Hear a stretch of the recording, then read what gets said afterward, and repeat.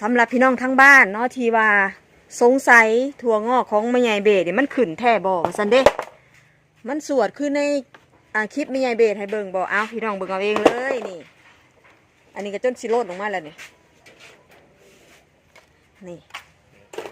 ตายหายจังไหนเขาบ่เชื่อว่าเจ้าเนาะอันนี้บ่แม่น AI ใดๆทั้งสิ้นเด้อพี่น้องเด้ออันนี้คือภาพจริงบ่มีนักแสดงแล้วก็บ่มีภาพ AI มาประกอบพี่น้องสวดแบบนี้เลยสวดจุนพูนแบบนี้เลยพี่น้องนี่ทั้งนี้ก็คือใกล้เนาะผู้เทนแล้วนี่นะมึงแม่นี่ทั้งหนึ่งไม่ใหญ่เบสใส่อยู่ที่4 กิโลถั่วแขกเด้อพี่น้องเด้อได้ถั่วงอกแบบแน่นๆแอดๆจังซี่เลยนี่ถั่วงอกเฮาถั่วงอกสดจากละซานนฟาร์มถั่วงอกที่บ่อฟอกขาวเด้อพี่น้องเลยเป็นถั่วงอกที่ปลูกโดยธรรมชาติด้วยระบบน้ำบนอัตโนมัติแบบนี้เลยพี่น้องฝากไว้น้ำเด้อคันต้องการอยากได้ถั่วแขกดำผามาอาหารเสริมขวดเดียวจบแป้งกันเสื้อรามาใส่กับถั่วงอกแบบนี้พี่น้องบ่มีการเน่าเกิดขึ้น